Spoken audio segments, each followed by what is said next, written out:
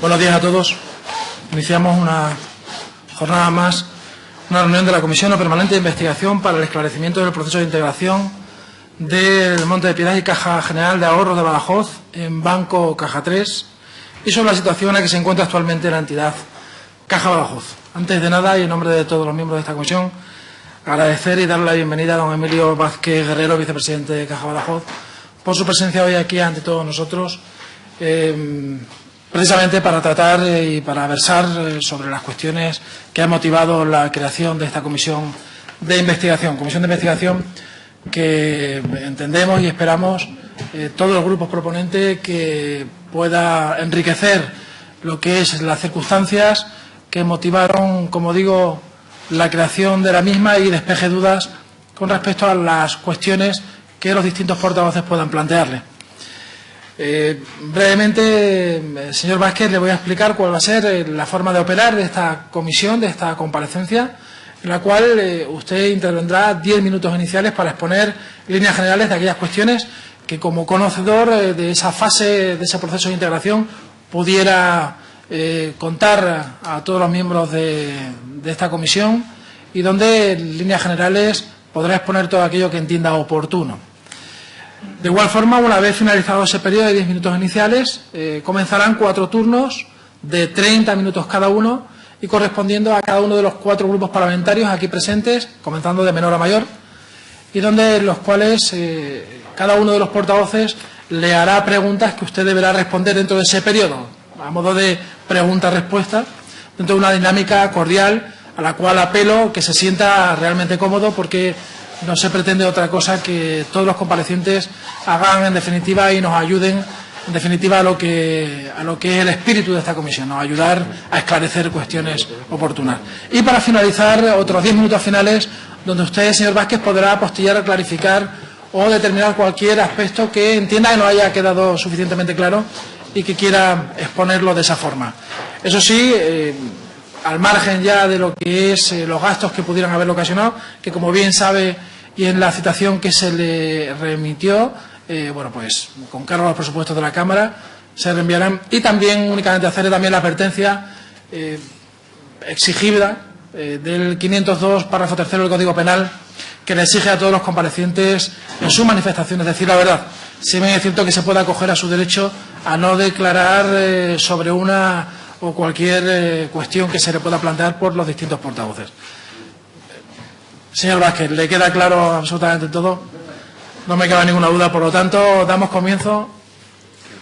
Muy bien. Vamos a dar comienzo, don Emilio, a su comparecencia por término de 10 minutos. Bueno, yo simplemente me voy a limitar a relatar todos aquellos hechos que fui testigo durante el tiempo que he estado con mi vinculación a la Caja. Mi vinculación como directivo de la Caja de Badajoz, representando a la Sociedad Económica Extremeña de Amigos del País, se remonta al mes de abril de 2007, en el que fui designado por la Junta Directiva de la mencionada sociedad miembro de la Asamblea General de dicha entidad de ahorro. En el mes de junio de 2009 pasé a formar parte del Consejo de Administración en representación de la Económica, órgano del que en la actualidad soy vicepresidente. Con fecha de 21 de noviembre de 2008, anteriormente, don Antonio Antúnez Trigo y yo, como miembros de la Sociedad Económica, comparecimos a instancia de esta Cámara en la comisión creada para analizar el fortalecimiento del sistema financiero extremeño. En aquellos momentos, y motivados quizás por la tremenda crisis que asolaba no solo al país, sino a todo el entorno mundial, existía una tendencia generalizada que, según las predicciones de los expertos, era imprescindible ganar volumen en las instituciones financieras para poder resistir los avatares de la crisis. Nuestra caja, en aquel entonces, estaba considerada como una de las 4 cajas más saneadas y estables del país. Ante esta situación de gran incertidumbre y avalados por la situación real de la caja, los miembros de la Económica siempre nos manifestamos en contra de cualquier fusión como solución a nuestros problemas. Siempre aconsejábamos que absolutamente no era necesaria ninguna fusión, pues la situación en caja era inmejorable y nadie nos convencía con argumentos sólidos de la imposibilidad de ser rentables en solitario como lo habíamos sido hasta entonces. El año 2009 Caja Badajoz cierra sus cuentas consiguiendo una ratio de solvencia del 16%, duplicando la cifra exigida del 8% y superando ampliamente la media de las cajas del país, que estaba establecida en un 11,7%. Nuestra caja estaba considerada la segunda más solvente del país, detrás de la BBK. La ratio de recursos propios, el core capital, era del 10%, situándola en uno de los primeros puestos del ranking de solvencia de España. Tan solo era algo negativa sus cifras de eficiencia, que era alrededor del 55%, motivada por su expansión territorial y quizás por su sobredimensionada y envejecida plantilla. Estos datos demostraban que Caja Badajoz era muy sólida y en modo alguno precisaba de fondos externos. Tras la intervención de Caja Castilla-La Mancha por parte del Estado en marzo de 2009 y a partir del primer trimestre de 2010, la crisis financiera se agudiza y como medida de recuperación de la situación se crea el Fondo de Reestructuración de Ordenación Bancaria, los FROB, como finalidad de facilitar capital a las entidades en dificultades. Al mismo tiempo se promueve la constitución de los sistemas institucionales de protección, los SIP, o procedimientos de integración de cajas de ahorro que al obtener mayor tamaño pudieran resistir mejor los riesgos de la crisis. Caja Badajoz en estos momentos mantenía una posición pasiva, aunque existió un determinado acercamiento fallido hacia la fusión con Caja de Extremadura. En mayo de 2010, el Consejo de Administración de Caja Badajoz tiene conocimiento de un ofrecimiento de constitución de un SIP con varias entidades. El grupo más interesante, aparentemente, era el formado por las cajas Círculo Católico de Burgos y la Caja de Ahorros Inmaculada de Zaragoza. A los miembros del Consejo de Administración de Caja Badajoz se nos hace saber que, por indicación del Banco de España, las decisiones referentes al SIP se han de tomar urgentemente. Ante esta tesitura impuesta por el supervisor, el Consejo autoriza y encomienda al señor presidente del mismo y al señor director general de la entidad para que lleven a cabo las gestiones necesarias para conseguir el mejor de los pactos. En junio de 2010, el Banco de España manifiesta su buena disposición acerca de la fusión de Cajas de Ahorros Inmaculada y Círculo Católico de Burgos y Caja de Badajoz. El día 16 de junio del mismo año se informa al Consejo de Administración que se ha firmado un acuerdo de intenciones de creación de un SIP entre las tres entidades mencionadas, lo que se ha presentado al Banco de España manifestando su apoyo al proyecto. El Banco de España da su visto bueno manifestando como idóneo el proyecto a pesar de ser el de menor tamaño de España, y al tener una alta solvencia a todas las partes no existía la necesidad de acudir a reforzar el capital con fondos FROB, siendo el SIP el único de toda España que no precisaba fondos públicos. El día 21 de julio del 2000 se aprueba por el Consejo de Administración el acuerdo de intenciones para la constitución del mencionado SIP, el futuro Caja 3. En el mismo mes se publican los 3 en los que se refleja que el grupo Caja 3 no necesita capitalización, apareciendo como uno de los más solventes del país. Con fecha 28 de julio, las cajas suscribieron un contrato de integración para la constitución de un grupo cuya entidad cabecera sería Banco Caja 3, y en el referido contrato de integración inicial se determinan que Caja Inmaculada sería el titular del 44,5% del capital social, de Caja 3, el Círculo de Burgos, Caja Círculo de Burgos de un 31% y Caja Badajoz de un 24,5%. Derivado de estas negociaciones se pacta con los representantes legales de los trabajadores un ERE que afectaría a 110 empleados de Caja Badajoz. El 28 de septiembre de este mismo año, el Consejo de Administración aprueba la formulación del proyecto de integración para la constitución y regulación del grupo Caja 3. En este periodo no se recibe comunicación de ningún tipo acerca de unas inspecciones realizadas por el Banco de España durante el año 2009 a Caja Círculo de Burgos y a CAI, en las que se reflejan graves riesgos en determinados activos inmobiliarios y financieros. El 28 de octubre de 2010 se celebra en Caja Badajoz asamblea extraordinaria y se aprueba el SIP. El día 22 de diciembre del 2010 se constituye ante notario el Banco Caja 3. El mismo día, 22 de diciembre, el Banco de España firma unas actas de inspección de Caja Círculo de Burgos y CAI. Estas inspecciones fueron realizadas el 30 de septiembre de 2009 a Caja Círculo de Burgos y el 31 de diciembre del mismo año a CAI. En ellas se manifestaban serios deterioros de activos. El 23 de diciembre de 2010 se presenta en el registro de propiedades el nuevo Banco Caja 3. El día 1 de enero de 2011 entra en funcionamiento Banco Caja 3, compartiendo todos sus miembros riesgos y compromisos. El 4 de enero de 2011, el Banco de España comunica las actas de inspección realizadas durante los meses de septiembre y diciembre a Caja Círculo de Burgos y a CAI, de las que Caja Badajoz no tenía conocimiento. En ellas se ponen de manifiesto los graves riesgos inmobiliarios de ambas entidades, lo que modifica significativamente la solvencia del nuevo grupo. Con estos datos, el grupo pasa de ser uno de los grupos más solventes y con más libertad de acción del país a estar entre los de mayor riesgo.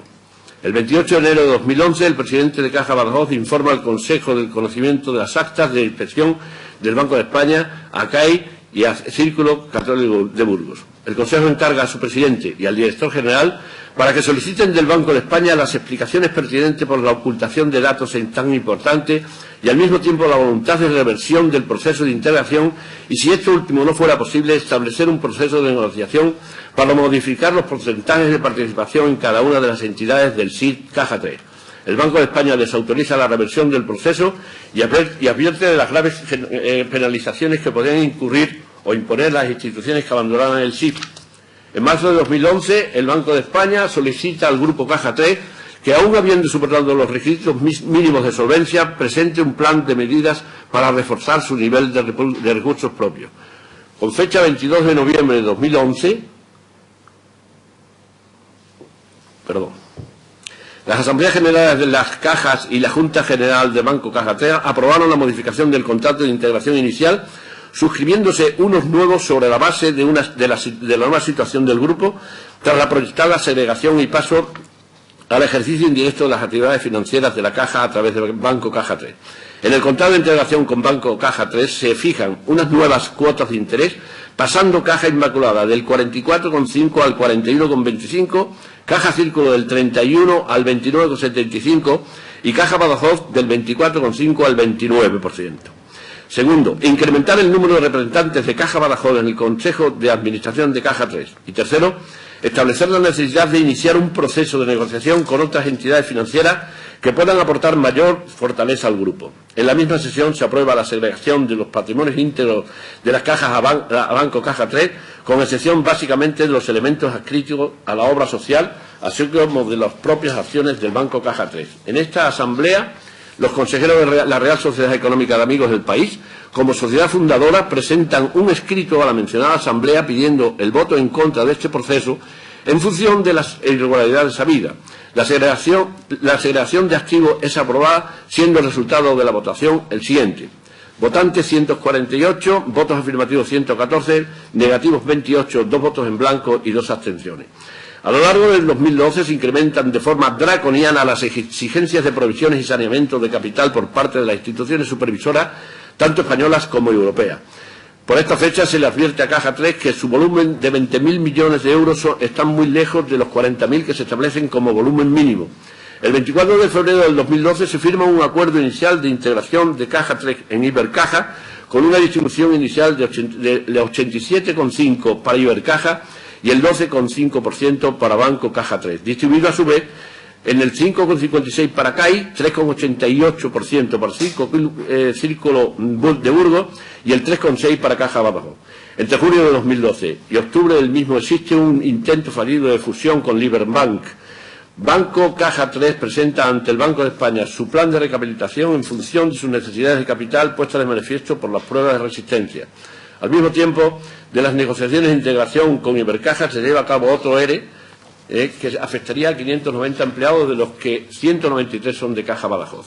Con fecha del 23 de mayo del 2013, Ibercaja, Banco y Caja 3 y las cajas adscritas a estas entidades suscriben un contrato para la integración de Banco Caja 3 en Ibercaja Banco. Posteriormente, a la vista de los acontecimientos y tras las exigencias de Caja Badajoz... ¿Puedes ir finalizando, por favor? Sí. Las cajas consideran necesario articular un mecanismo de compensación. Estos ajustes se sustancian en que Caja Inmaculada pasaría a ser del 39,75% del capital, Banco Caja 3, Caja Badajoz titular del 32% y Caja Círculo de Burgos el 28,25%. Por todo ello, mediante la transmisión por parte... Todo ello con la transmisión por parte de Caja Círculo y Caja Inmaculada el número suficiente de acciones de Banco Caja 3 a favor de Caja Badajoz. En 20 de julio del 2013, las Asambleas Generales de Caja Inmaculada y Círculo aprueban... Muchas gracias, señor Vázquez. Ya tendrá oportunidad a lo largo del resto de... Muy bien, muchas gracias. Más que nada porque para ir ajustándonos un poquito a los tiempos, una vez ya que se ha sobrepasado. Muchas gracias. Vale. Bien, a continuación comenzarán los grupos parlamentarios de menor a menor, iniciando por el grupo parlamentario PRES-CRES y su portavoz, señor Benedito Pita, por un tiempo de 30 minutos. Buenos días, don Emilio. Muchas gracias por asistir a esta comisión. Usted ha hecho un perfecto recorrido de este proceso de fusión que ha existido en Caja Badajoz y, bueno, pues yo creo que nos ha dicho lo que casi todos los que estamos aquí ya sabíamos. Es decir, que la información que se tenía en cada momento no era la verdadera, la necesaria y la suficiente para hablar de esto. A mí me gustaría empezar por cuando la crisis económica, cuando el Banco de España, bueno, dice a las cajas de ahorros que hay que ganar volumen, que hay que buscar fusiones, vía SIP o vía como sea, fría o caliente, como algunos dicen y tal. Bueno, pues aparece esa posibilidad de esa fusión entre Caja Extremadura y Caja Badajoz. A mí me gustaría que usted brevemente me dijera por qué eso que tantos años habíamos. Yo el otro día recordaba que desde que existía Caja Plasencia, Caja Cáceres y Caja Badajoz, y usted se acordará, ya se hablaba de una posible fusión que siempre, bueno, pues quedaba siempre, no sé por qué motivo, si era por el tema de servicios centrales, si era por solapamiento de oficinas, si era porque, a ver, el reparto, digamos, al final, no sé por qué, nunca llegó a llevarse a cabo, pero sí que hubo un momento en que Caja Extremadura y Caja Badajoz estuvieron muy cerca. Me gustaría que usted me rebatara un poco ese momento. Mire, yo no fui testigo porque esas negociaciones trascendían de mis propias competencias. Yo era miembro del Consejo en aquel momento y me imagino que las negociaciones, y de hecho se llevaron por parte del señor presidente de la entidad y los técnicos correspondientes, como el director general, conjuntamente también con los de Caja Extremadura. Y no le puedo precisar tampoco, si usted tiene la duda, yo también no lo sé por qué, a qué obedecía, cuando lo más natural y lo que durante casi todo el tiempo, los años, yo creo que desde 2 o 3 años anteriores, desde que se venía hablando, lo mismo que ha dicho usted, que lo más lógico y lo más natural hubiese sido un acercamiento de las dos cajas extremeñas. La imposibilidad de llevar a un acuerdo no se lo podía precisar. Yo creo que el día que comparezca el señor presidente de la entidad le podrán matizar mejor el tema.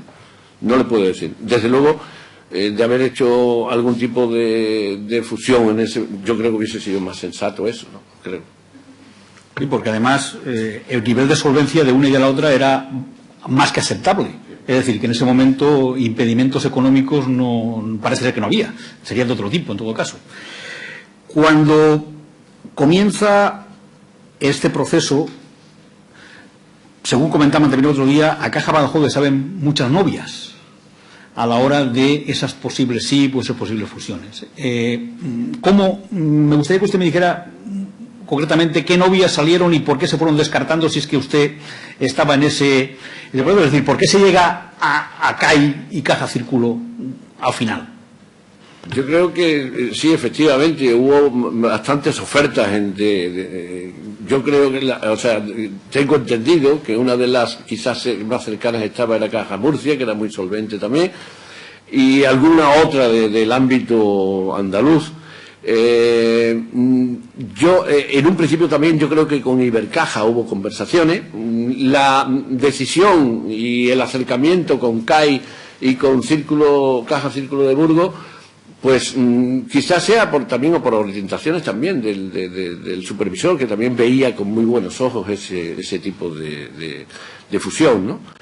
Y yo creo que en lo que modestamente puedo informarle, creo que la decisión fue tomada, pues eso, pues que eran parejas, serían un acercamiento, un apego a los principios fundamentales de la creación de las cajas, como muchísima relación con el territorio, con esa vocación de caja, de lo que es ser caja, aunque hoy día el fenómeno caja haya desaparecido. Y estaban de alguna forma pues bastante parejas en apetencia, en finalidad y en fortaleza, ¿no? Quizá también influía que no había solapamiento de oficinas por aquí, también, de que cada sí, efectivamente, porque si se da cuenta el territorio estaba perfectamente, la zona norte estaba casi siempre, donde estaba un emplazamiento de CAI muy extendido por toda la parte norte, la parte central del país estaba por Caja Círculo de Burgos. Andalucía y la parte de Portugal pues quedaba a responsabilidad de la propia Caja de Badajoz. Estaba perfectamente coordinado, sí, efectivamente. También desde el principio parece que hay una especie de no sé, el supervisor del Banco de España de alguna manera dirige desde el principio un poco este proceso. ¿O hay o es el Consejo al final de Caja Badajoz quien se inclina por un sitio o por otro, o hay una dirección del Banco de España? El Consejo, que está nutrido por gente tremendamente responsable de cualquiera de los sectores, son gente formadas en gran manera desde un punto de vista multidisciplinar. Principalmente se dejaba asesorar y aconsejar por quien procedía, que eran los técnicos fundamentales. A nosotros, indudablemente, que nos iban orientando era de la bondad o beneficios, siempre apoyándonos en la opinión de los técnicos que auxilian a los propios consejeros.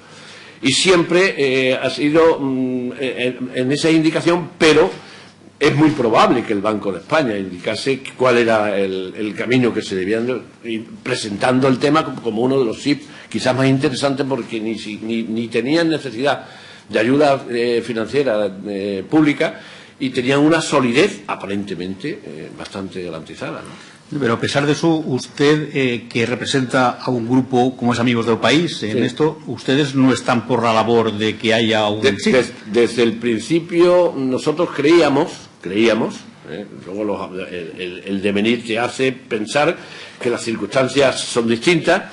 La económica siempre entendía y siempre entendió que si se hubiesen garantizado los principios los principios fundacionales de Caja de Badajoz, adscrita a su territorio, sin tener apetencias de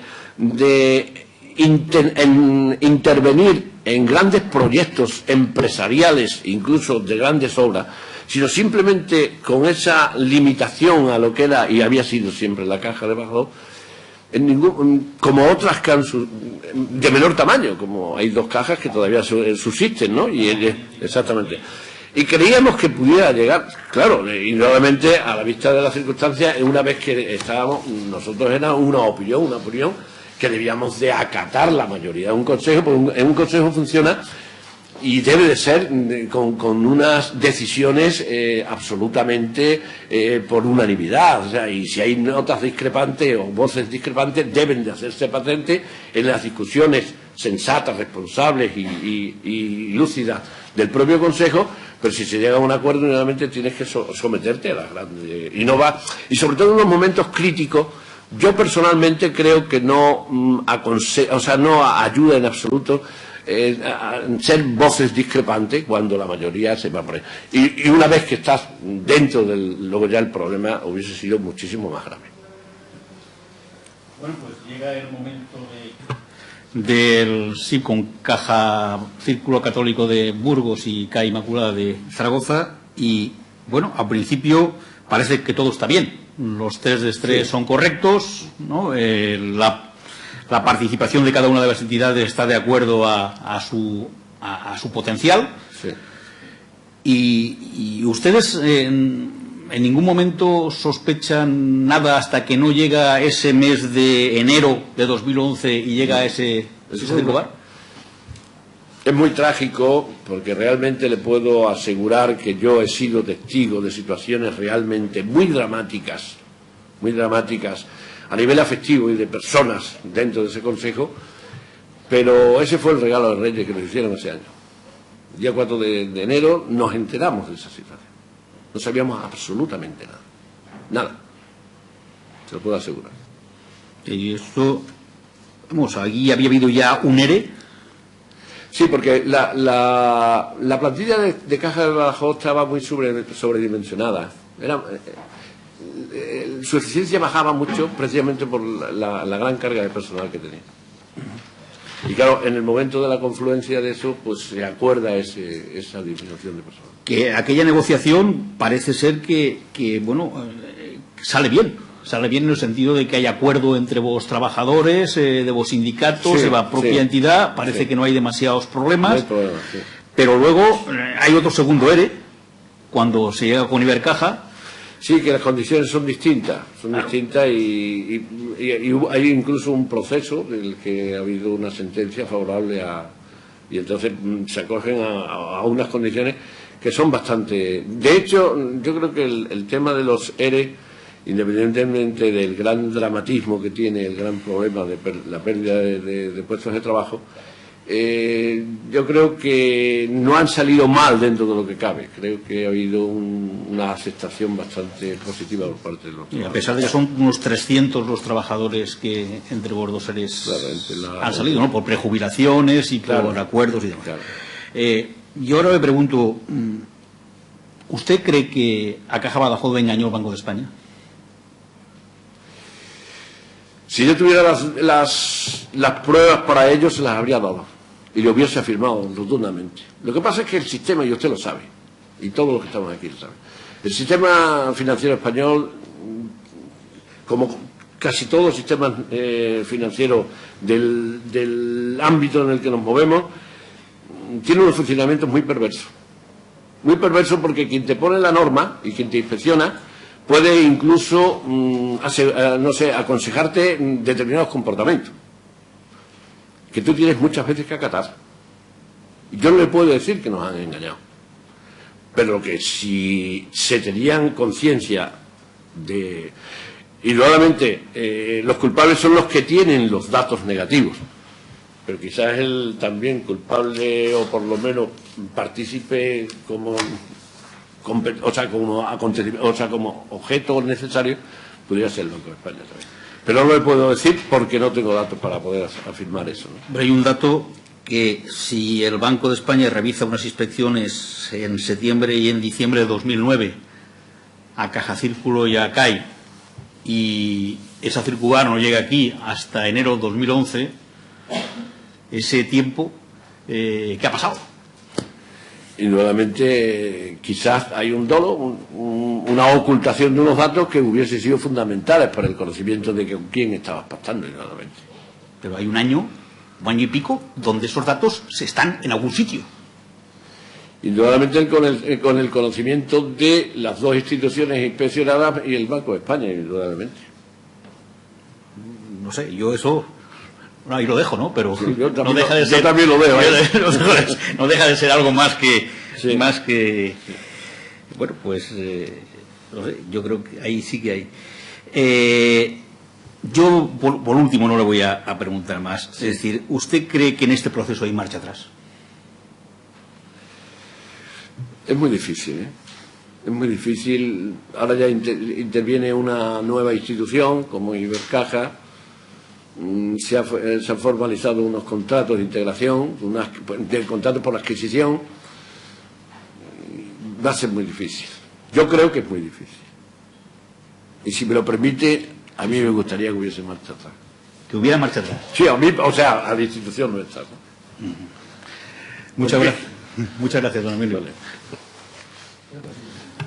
Muchas gracias, señor Benito. Muchas gracias, señor Vázquez.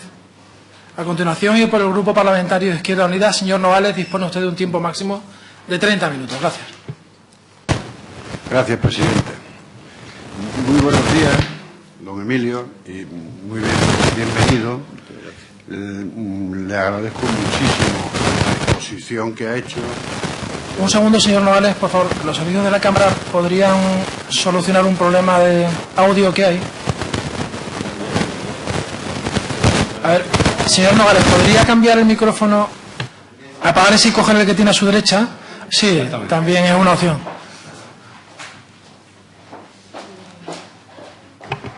¿Se oye? A ver, ¿lo probamos? No se oye. ¿Se oye? Se oye perfectamente. Se oye. Bueno, pues repito, muy buenos días. Bienvenido, don Emilio.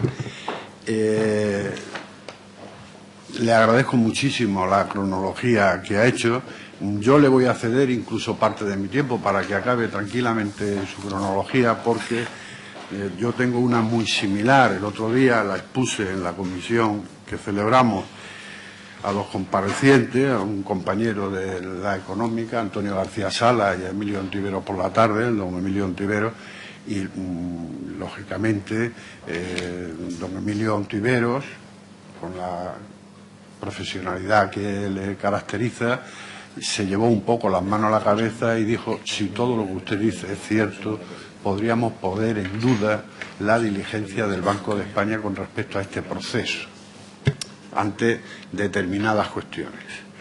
En primer lugar, me gustaría, aparte de darle la bienvenida y todo, darle la enhorabuena por ser ustedes herederos de los fundadores, que creo que en un primer balance, no sé si fue a final del siglo XIX o principio del siglo XX, con una pérdida de 1.200 pesetas se la repartieron alícuotamente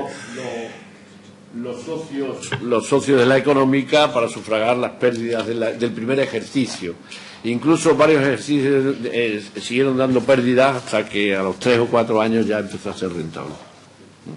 Claro, esto es realmente muy romántica y muy bonita la historia. Claro, porque era Caja de Ahorro y Monte de Piedad. No olvidemos esa vertiente, sobre todo en estos tiempos de crisis, ¿no?, que parece que se ha perdido. Yo me imagino que ustedes estarán pasando ahora por unos momentos de tremenda tristeza y nostalgia al perder el carácter, la caja, y ser más ahora una entidad financiera al uso, perder la cercanía con el cliente, y eso me imagino que a ustedes... Era la última parte a nivel de conclusiones, ¿no? Pues ahora usted va a tener tiempo para poder hacerlo, porque yo creo que las cajas no tendrían por qué desaparecer.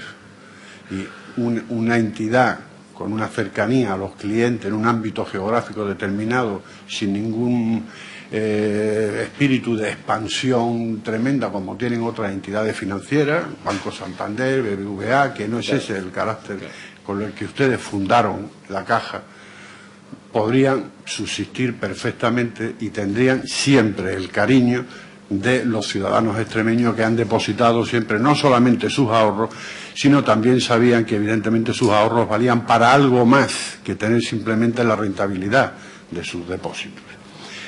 Me gustaría hacer una matización a lo que usted ha dicho, que es cierto, que evidentemente el ratio de eficiencia de la caja no era como el de otras entidades y el que plantea el Banco de España, pero eso también es debido a parte de lo que se le podría llamar un carácter social de la caja. Evidentemente, una sucursal en un pueblo chiquitito, Aillones, La Parra o pequeñito, chiquitito, no puede tener la misma eficiencia esa sucursal que una en Badajoz, porque hay menos ciudadanos. Pero ustedes, con esa obra, con esas sucursales abiertas en determinadas localidades de la provincia, sobre todo la provincia de Badajoz, que era donde más incidencia tenían, estaban también apostando por el desarrollo rural y fijando población en Extremadura tan importante. O sea que es una pena que determinados criterios tecnicistas, tecnócratas y burócratas del Banco de España puedan quitarle ese carácter a una entidad centenaria como la de ustedes.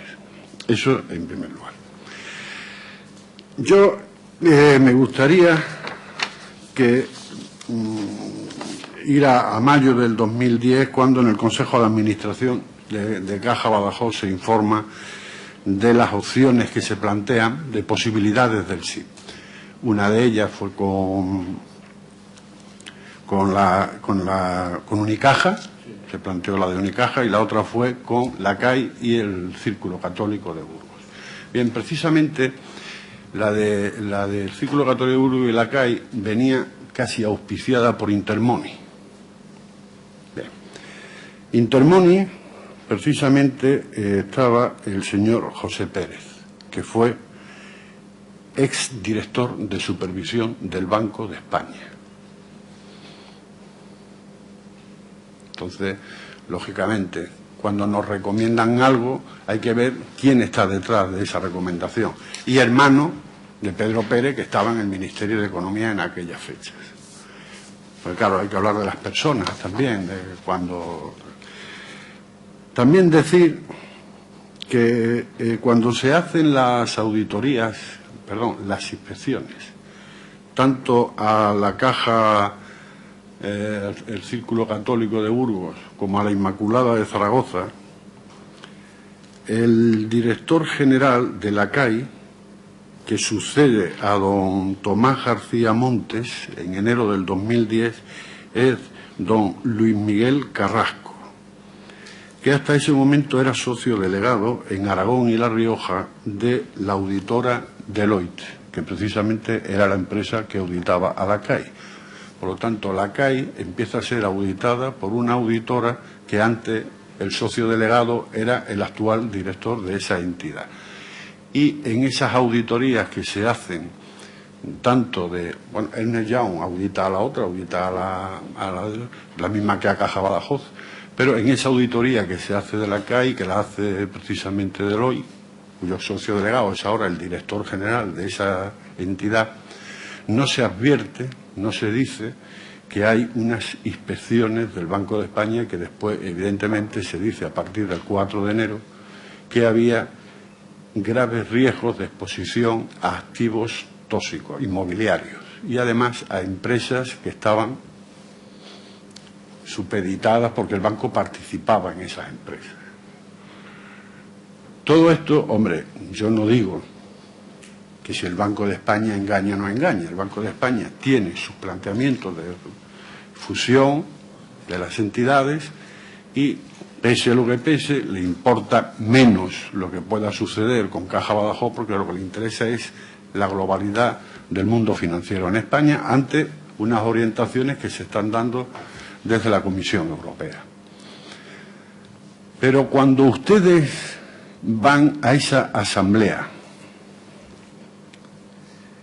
precisamente en noviembre de 2011, porque yo no lo he visto, pero sin embargo sí me lo han dicho.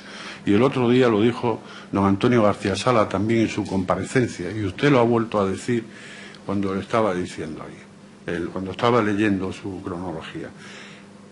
Ustedes advierten por escrito en la asamblea, además, aparte de que lo lean, que se debería de parar ese proceso. Y sin embargo sale una votación, la que usted ha dicho, que evidentemente yo la dije el otro día, de los 141, pues sale una votación de 128 a favor y 20 y tanto en contra, que son, pues lógicamente ustedes y tal.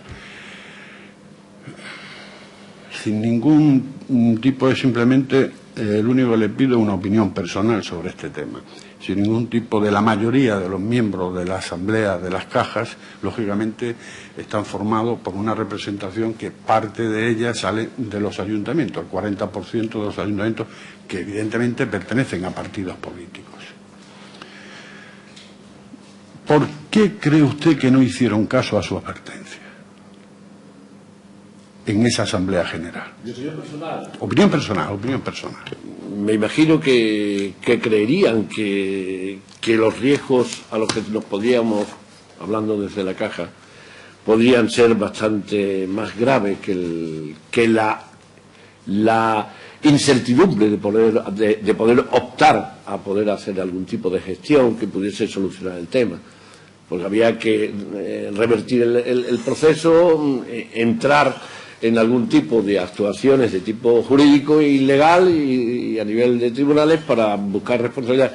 Y quizás tuviera poca viabilidad, en su opinión, me imagino, su opinión responsable, porque yo no dejo de matizar y de defender la responsabilidad de que todos aquellos con los que yo personalmente, que quizás no tenga ningún tipo de vinculación con ningún tipo de partido político, puedo decir que todos los que han estado trabajando, o sea, desde el punto de vista asistiendo a esos consejos, yo sus opiniones las he visto siempre desde unas perspectivas de responsabilidad, una responsabilidad real, matizadas porque por sus vinculaciones a partido político no le puedo decir. No le puedo decir si tenían instrucciones al respecto. Lo que sí es cierto es que creo que ellos tenían una opinión distinta a la nuestra, ni nada más.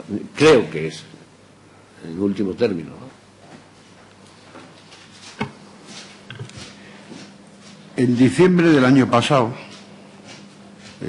Caja Segovia estudió también en un proceso similar a este, pedir indemnizaciones a Bancaja y a Deloitte precisamente por los daños que le causaron por el SIP y la fusión por la falsedad de datos sobre la solvencia y liquidez en el SIP que entró.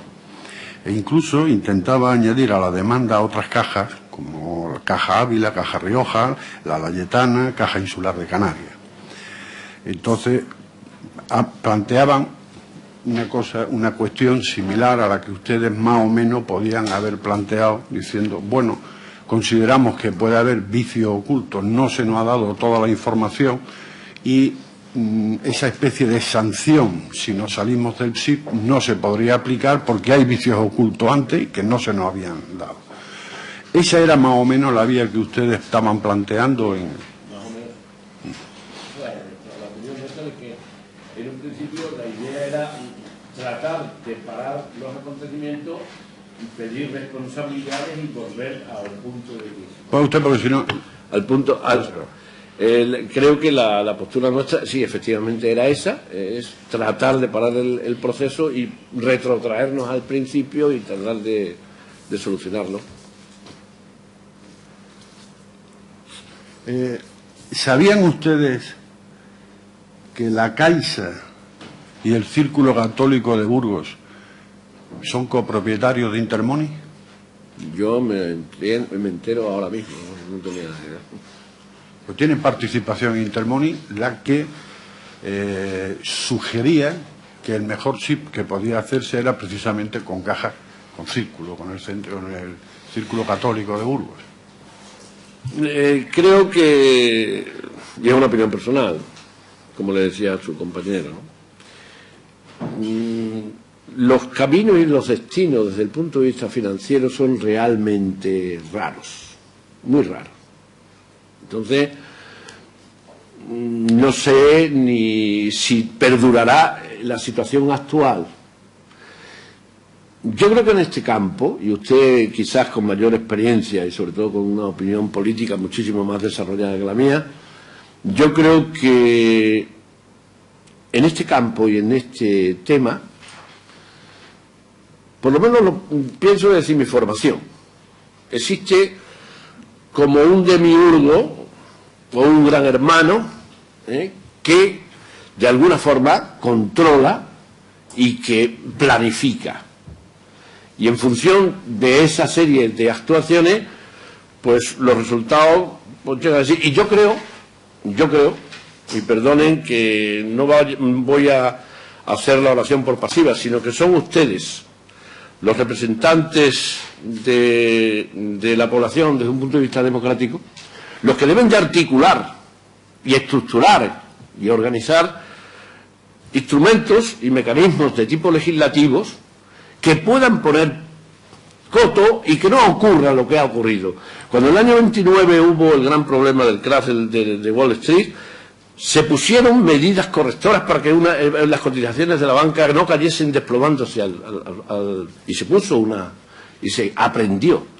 Y yo creo que de esta situación de crisis internacional, creo que en algún momento quien debe y tiene que decir algo en este tema son los representantes democráticos de la población, de los ciudadanos, para que puedan solucionar, siempre que estemos dentro de este sistema en el que nos estamos moviendo.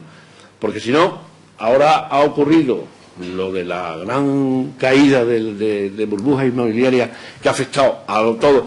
Porque si en el año 2005 a cualquiera de los que estamos aquí nos ofrece un producto financiero de alguna forma con unas rentabilidades extraordinarias y garantizadas por la Lehman Brothers, seguro que todos los que estamos aquí lo hubiésemos invertido.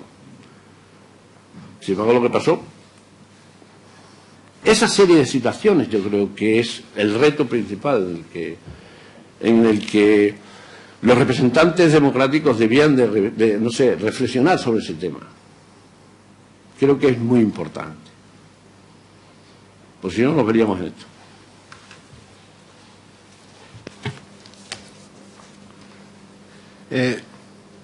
En una reunión informal que tuvimos de los miembros de esta comisión, llegamos a una especie de consenso en el que, muy similar a lo que usted ha planteado, o sea, nosotros considerábamos y consideramos que los miembros del Consejo de Administración de las entidades financieras, en este caso de Caja Badajoz, y que las personas que fueron y votaron en la Asamblea lo hacían con la mejor voluntad. O sea, no vemos, aunque hubiese un error, no queremos ver que haya detrás ninguna intencionalidad en ese error, sino que fue un error. Bajo nuestro punto de vista, fue un error.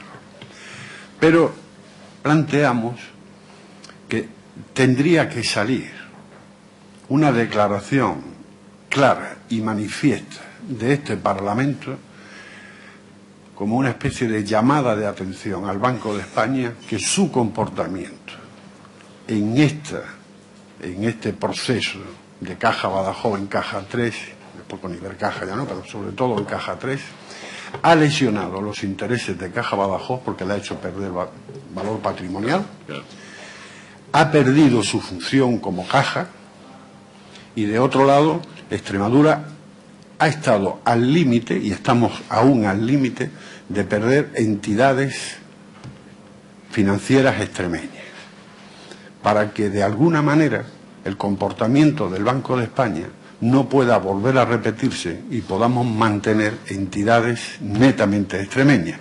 Y nos entendemos con lo que estoy diciendo. ¿Está usted de acuerdo que eso debe de ser así? Entraba dentro de las conclusiones, que era lo último que faltaba, ¿no? Pues entonces yo no le voy a hacer más preguntas y le cedo, con el permiso del presidente, los 13 minutos que hay para que usted... No, se los cedo, porque son 30 segundos, ¿no? Pues, no, prefiero que continúe usted. Que a modo de conclusión decíamos que es un hecho incuestionable que, motivado por decisiones de estructuras de gobierno superiores y por circunstancias económicas terriblemente adversas, Caja Badajoz desaparece como entidad financiera para compensar los déficits de otras entidades.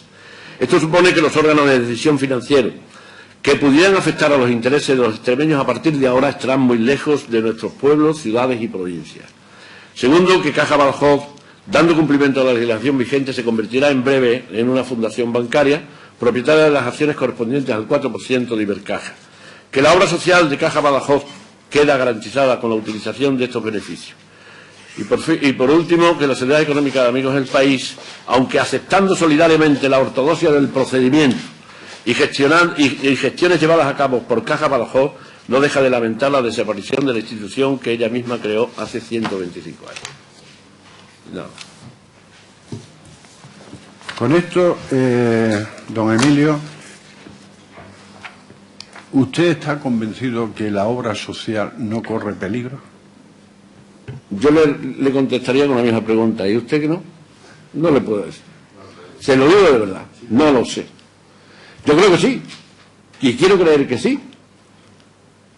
Y para ello me dedico. O sea, yo ya casi todo lo tengo hecho, ¿no? Yo ya estudié, trabajé. Me queda la época gloriosa de las personas que se dedican a aconsejar. Y además con la voluntad de que le puede servir el consejo o no le puede servir. Cada uno haga lo que debe hacer. Y yo creo que sería pues, muy atractivo, pues no sé, seguir la obra social. La obra social de Caja Badajoz ha aportado para Extremadura y para el país la red de educación especial más importante del país. Lo que ha hecho Caja Badajoz, incluso colaborando con las instituciones como Aproxima, por ejemplo, es única en el país. Independientemente de las grandes acciones que ha hecho la obra social, como puede ser la Universidad de Extremadura, como puede ser en todo el entramado del proceso económico agrícola y ganadero del pueblo extremeño, incluso desde el punto de vista de la incipiente empresa extremeña. Y yo creo que sería muy triste si perdiéramos esa posibilidad de seguir trabajando y sobre todo utilizando esos fondos. Y yo voy a pensar que sí. Yo voy a pensar que sí. Y a modo de resumen, don Emilio, ¿usted considera que al final de todo este proceso, que podemos decir que prácticamente está finalizado, porque lógicamente ahora es Ibercaja, Extremadura, no solamente la Caja, porque A lo mejor los intereses de la Caja en un momento determinado pueden ser buenos para la Caja, pero no coinciden con los intereses de Extremadura. O sea, la Caja puede plantearse un proceso de fusión con otras entidades financieras en la que se pueda perder que el 100% de los órganos de decisión estén en Extremadura. Puede ser bueno para la Caja porque tiene más solvencia, porque hay una ampliación, porque sale fuera del ámbito geográfico, pero sin embargo para Extremadura podría ser contrario. Para Extremadura, ¿cree usted que el final de este proceso ha sido positivo o negativo? A mí personalmente creo que personalmente negativo, o sea, desde el punto de vista de la institución que represento. Nosotros creemos que el que haya desaparecido la posibilidad de tener una caja propia y una institución financiera propia, pues no sé, es un salto atrás. Un salto atrás en el sentido de que es probable, y más todavía con el sistema que se impone de las infraestructuras tecnológicas que aplica la informática, muchísimas poblaciones van a estar desasistidas desde el punto de vista no ya solo de la presencia financiera, sino incluso del asesoramiento, el consejo, la cercanía de la institución, en mi opinión personal. Pues muchas gracias, don Emilio. No le hago más preguntas y le vuelvo a agradecer su presencia. Muchas gracias. Muchas gracias, señor Nogales. Muchas gracias, señor Vázquez. A continuación, por parte del Grupo Parlamentario Socialista, la señora Fernández tiene la palabra por un tiempo máximo de 30 minutos. Muchas gracias, señor presidente. En primer lugar, quiero agradecerle, don Emilio, que esté usted hoy aquí, que haya querido venir a esta comisión a darnos su punto de vista, a darnos su opinión sobre cómo ha transcurrido todo el proceso de integración y de fusión de Caja de Badajoz. Estoy convencida que su aportación nos ayudará a todos los grupos a tener una visión mucho más clara de todo lo que ha sido este proceso. Agradecerle también el magnífico resumen que usted nos ha hecho, el recorrido durante este tiempo, pero sí me gustaría concretar algunas cuestiones. Le iba a preguntar en primer lugar cuál era la posición que usted ocupa en el Consejo y desde cuándo, pero creo que ha quedado suficientemente clara en su primera intervención. Si bien en el año 2010 Caja de Badajoz era una caja solvente y saneada, y así los datos lo demuestran, ¿considera usted podría haber continuado en solitario? No le pregunto lo que a usted le hubiera gustado, que ya lo sé, sino ¿cree usted verdaderamente que podría haber continuado en solitario? Sobre todo a la luz de lo que hoy conocemos, de cómo evolucionó posteriormente todo el sistema financiero español. Mire, personalmente creo que si Caja Badajoz hubiese seguido los principios fundacionales de adaptación y fijación del territorio, siendo una caja tremendamente cercana, familiar y sin apetencias de grandes inversiones de tipo empresarial, Caja Badajoz no creo que pudiera financiar un aeropuerto ni meterse en esas averiguaciones, ni una grandísima empresa de tipo o gran empresa. Sin embargo, a ese tendero, a esa familia o ese tipo de cercanía muy ligada a aquella caja inicial que solamente se sustancia en esa metáfora que es el Monte de Piedad, yo creo que hubiese sido rentable y hubiese tenido viabilidad. Extremadura y la gente de la provincia de Badajoz, en casi todo su pueblo, la caja, para la gente de Badajoz, caja nada más había una, aunque alguna se llamase la Caixa, pero la caja era la caja y se tenía una relación, una vinculación bastante familiar y personal, que yo creo que de la misma forma que esa fue la que le hizo la segunda más rentable por su pequeño tamaño de España, no veía ninguna, se lo digo de verdad, con la mayor sinceridad. Yo creo que hubiese sido, es probable que hubiese tenido que pasar un gran sarampión, por ejemplo, sus negativas, o sea, cifras de eficiencia. Yo creo que solucionando esos problemas, quizás esos pelos que nos hubiésemos dejado en la gatera al salir y escapar tratando de solucionar eso, no hubiesen sido tantos como hemos perdido en la operación anterior. Es una opinión personal, ¿eh?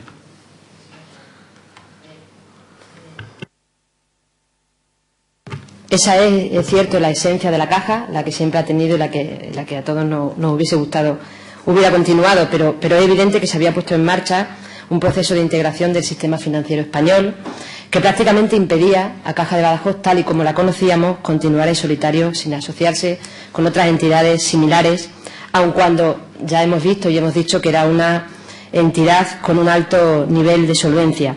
Pero, por un lado, la evolución de la crisis económica y financiera y unida a decisiones de carácter político que todos conocemos, pues impidieron que Caja de Badajoz hubiera continuado en solitario su actividad financiera. Quería preguntarle, desde su percepción, si el Banco de España y el Ministerio de Economía presionaban, desde su punto de vista, a las entidades para que ganaran tamaño mediante la vía de las fusiones. Yo creo que sí, que era evidente, ¿no? Evidente, quizás incluso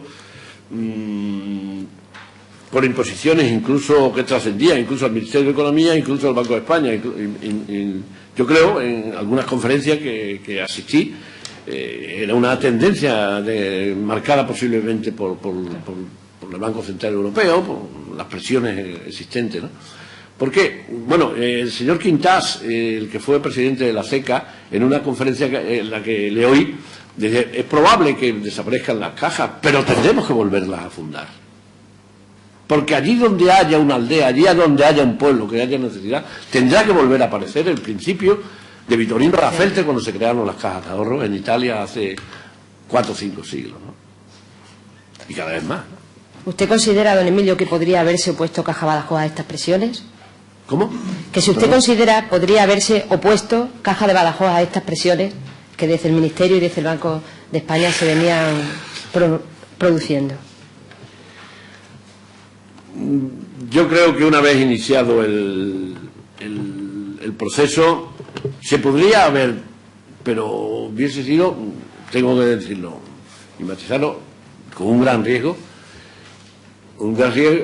que nosotros como institución estábamos dispuestos a afrontarlo, pero entiendo perfectamente que otras personas pensasen lo contrario. ¿Considera que el Consejo tuvo toda la información de la que disponía el presidente y el director general en esos momentos? Que de alguna forma eran quienes mantenían las reuniones, eran conocedores de los informes, de los distintos estudios que se estaban produciendo en el momento. Absolutamente, pero vamos, de forma meridiana. O sea, se informaba, se debatía en el Consejo sobre la evolución de la situación de las distintas alternativas que se estaban estudiando. Bueno, nos interesa saber cuál era esa forma de proceder y de acceder a la información de los miembros del Consejo, si era fácil, si no era fácil, si se podía. Sí, no había ningún tipo de problema.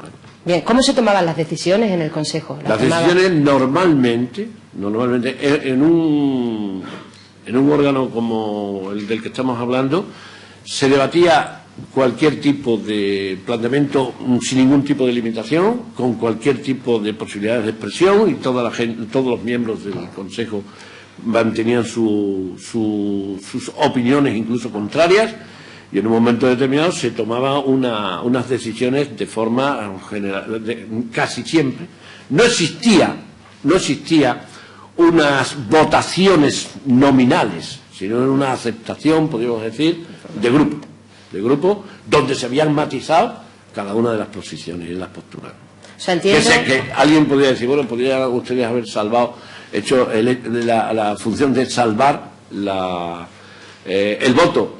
Hubiésemos quizás, nosotros, por lo menos yo personalmente, entendía que hubiese sido quizás más negativo si pudiera trascender el tema, porque en aquellos momentos, si teníamos disensiones en el propio Consejo, no era tampoco muy conveniente. O sea que entiendo, por lo que usted está diciendo, que toda la información que se iba conociendo, tanto por parte del presidente como por el director general, era no solo compartida con los miembros del Consejo, sino perfectamente debatida, estudiada y apoyada por los miembros, siempre de forma unánime, aunque es cierto que en muchas ocasiones se mantuvieran posiciones distintas y cada uno pudiera expresar libremente aquello que considerara en cada momento. Eso es así, ¿no? Sí, efectivamente. Muy bien. Don Emilio, con la información que se disponía en el año 2010, cuando se inicia este procedimiento, la opción de constituir un SIP con Círculo Católico de Burgos y con la CAI Zaragoza, ¿considera usted que era la adecuada? desde su punto de vista? El Banco de España no lo decía, ¿no?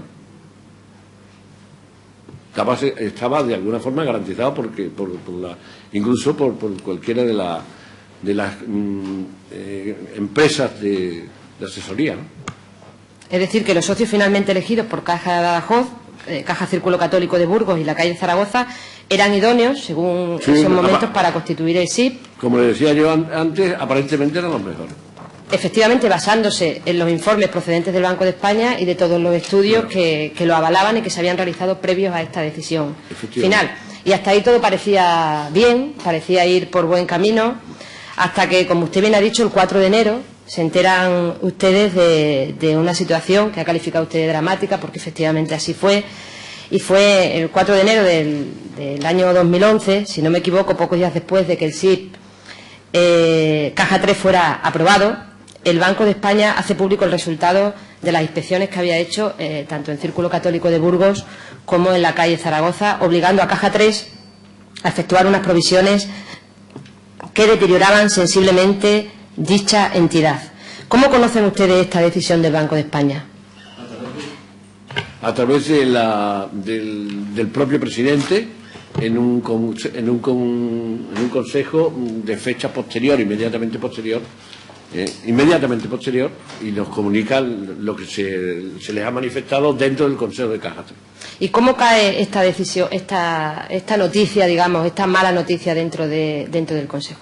Imagino como un jarro de agua fría, pero me gustaría que nos explicara usted cuáles fueron las reacciones y las reacciones, o sea, ¿y qué decisiones fue de conmoción, ¿no? De conmoción y de una situación que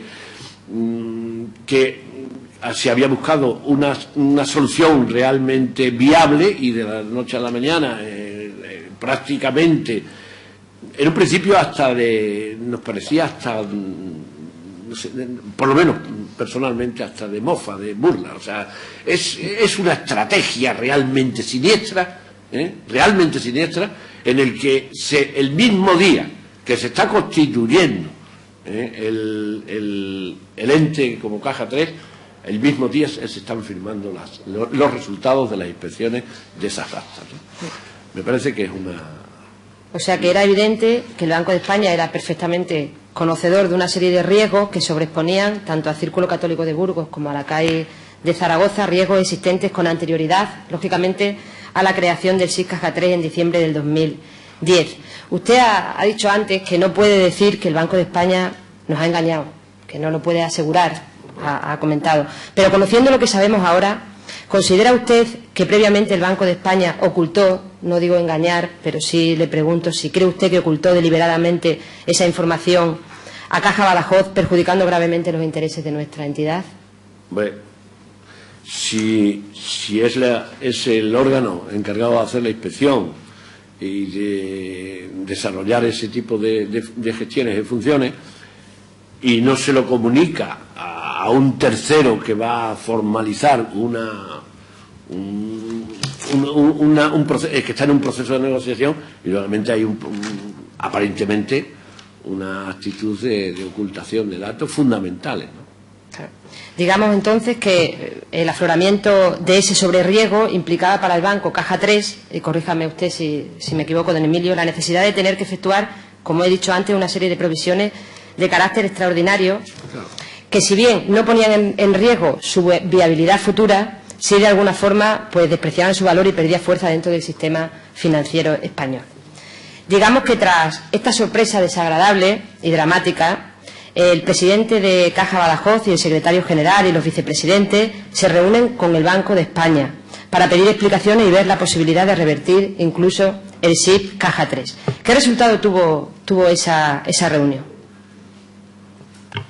Vamos, si yo indudablemente no estaba en esas reuniones, pero vamos, según se nos manifestó, el Banco de España se negó absolutamente a la posibilidad de reversión del propio SIP e incluso afirmaba, dicen que afirmaba, porque yo no tengo ningún dato, ningún tipo de documento, que podrían incurrir en algún tipo de sanción, que le llevaría incluso en algún momento hasta la desaparición de la propia caja que pudiera salirse del SIP. O sea, según tengo entendido. Que no había, según lo que usted está diciendo, no habría otra opción. Habría sido imposible oponerse a la decisión que había tomado el Banco de España en aquella reunión. ¿Qué resultados cree usted que hubiera tenido?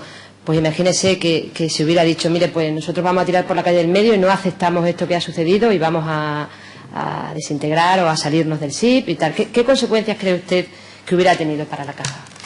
Mire, yo personalmente a esa contestación, desgraciadamente, le tengo que dar una respuesta, o sea, a esa pregunta le tengo que dar una respuesta del gallego. Es que no lo sé. No lo sé. Imaginemos que contratamos al mejor letrado del mundo, al mejor gabinete de abogados del mundo y solucionamos el tema de enfrentamiento con las instituciones contrincantes y ganamos el pleito. Pues no lo sé. Y nos devuelven todo. No lo sé, no lo puedo decir. No lo puedo decir. Lo que creo que pero que sí le puedo decir que era un riesgo, ¿eh? Un riesgo que entiendo perfectamente que los miembros restantes del Consejo opinasen como opinaban, ¿no? Hubiera supuesto, pues seguramente una penalización, incluso la quiebra de la caja o incluso la posible intervención de la misma, claro, ¿no? Claro. Lo que sí queda evidente es que Caja de Badajoz, tras el conocimiento de la existencia de estos riesgos, manifestó su voluntad en todo momento de renegociar su peso en el SIP de Caja 3 con el fin de recuperar el valor perdido por las provisiones a efectuar o, en casos de no conseguirlo, revertir incluso su presencia en dicho SIP. Y digamos que ante estas pretensiones el Banco de España se pronuncia, como hemos dicho, absolutamente negativamente y oponiéndose frontalmente, llegando incluso a amenazar a Caja de Badajoz con medidas que habrían significado, como hemos dicho, su intervención, incluso su desaparición. Por tanto, a lo largo del año 2011, el Consejo de Administración de Caja Badajoz presiona reiteradamente a sus socios para recuperar el deterioro producido en Caja Badajoz por la vía de que nuestra entidad tuviera más peso adicional en el Banco Caja 3. ¿Se consiguió algo? Se consiguen unas nuevas cuotas que van desde un principio el 24,5% de participación en el Consejo hasta el 29%. En la primera, más un miembro más en el Consejo de Administración del grupo Caja 3. Y también, de alguna forma, el condicionante o el compromiso de búsqueda de nuevos socios que nos pudieran producir o aportar mayor fortaleza al grupo, ¿no? Debido al deterioro que se había tenido. O sea que mediante esas reuniones, digamos, esas presiones, se consiguió aumentar la cuota de participación, como ha dicho usted, de un 24,5 a un 29. Y se siguió además presionando, el Consejo, siguió presionando a partir de ahí.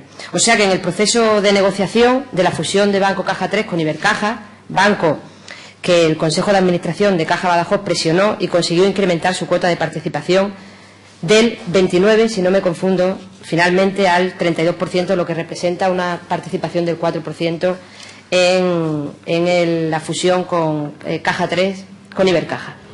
¿Es cierto, señor? Efectivamente, sí.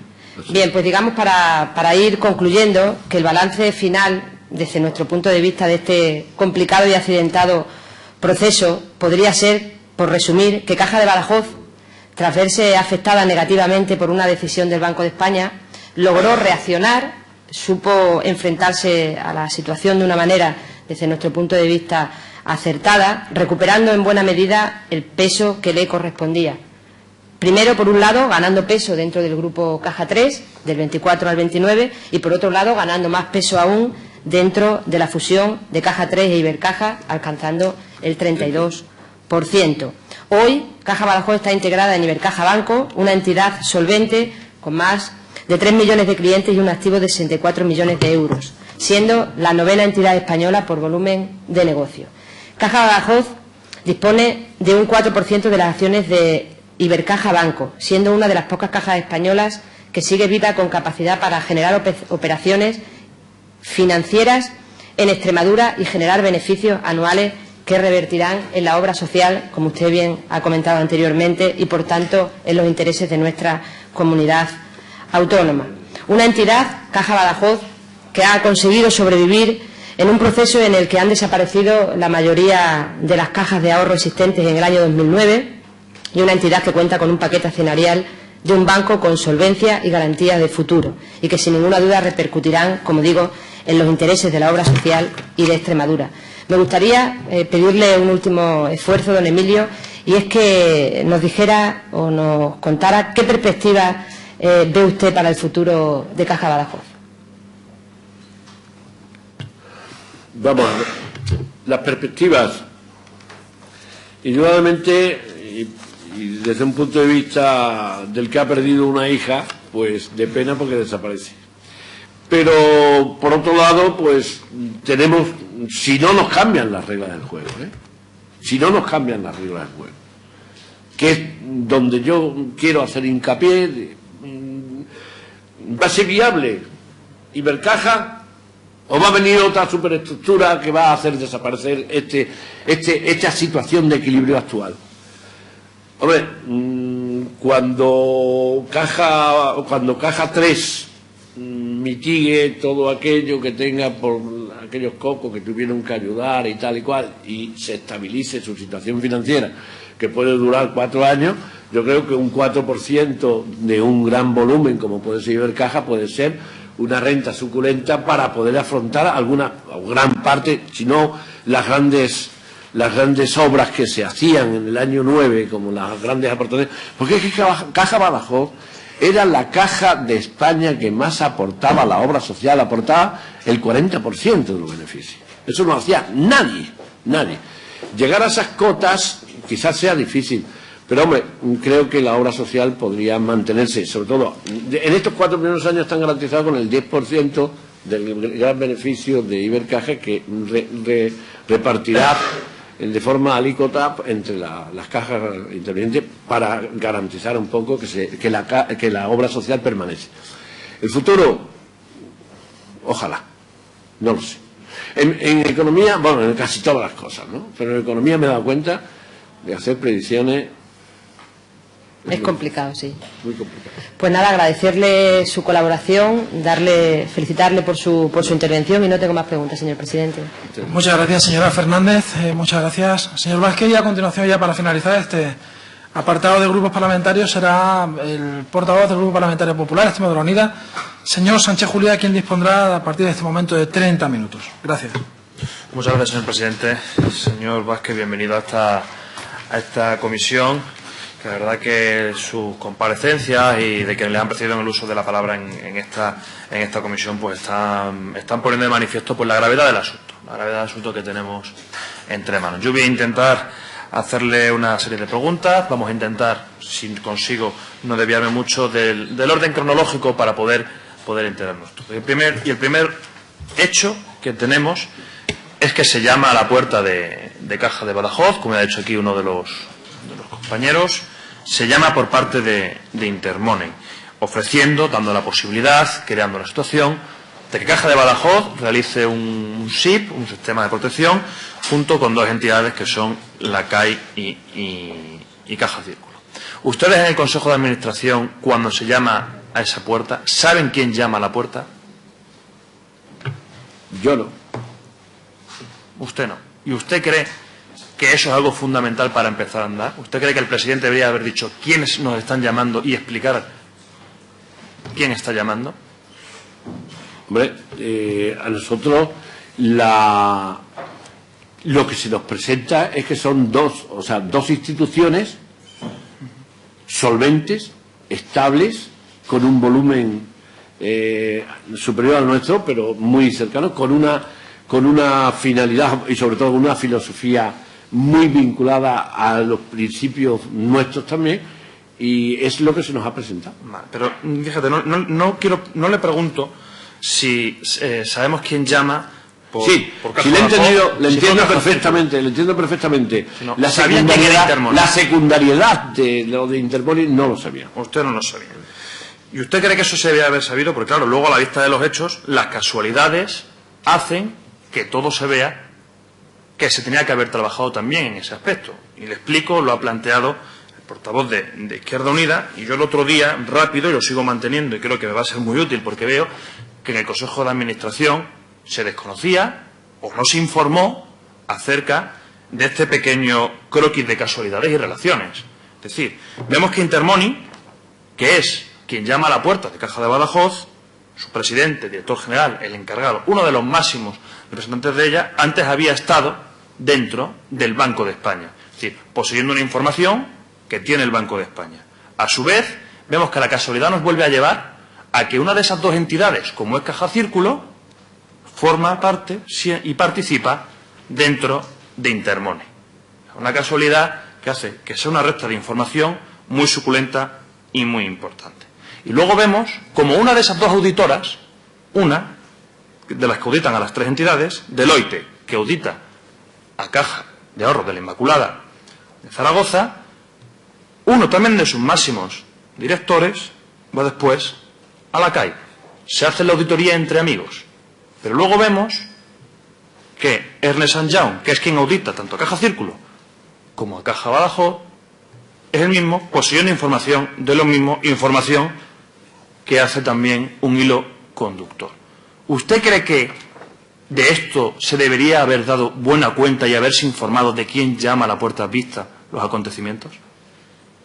De haberlo sabido, sí. Yo le vuelvo a repetir que a nosotros se nos presenta que quien llama a la puerta no son esa serie de instituciones de tipo de auditoras ni asesorías, sino quien nos llama a la puerta, le digo como miembro del Consejo, son dos cajas de ahorros que quieren, auspiciadas por la opinión de garantía del supervisor, y que entiende que sería un maridaje, podríamos decir, una unión que sería el ideal por muchísimas características, por solvencia, incluso, le estoy diciendo lo que sabíamos hasta entonces, por solvencia, incluso por filosofía de funcionamiento.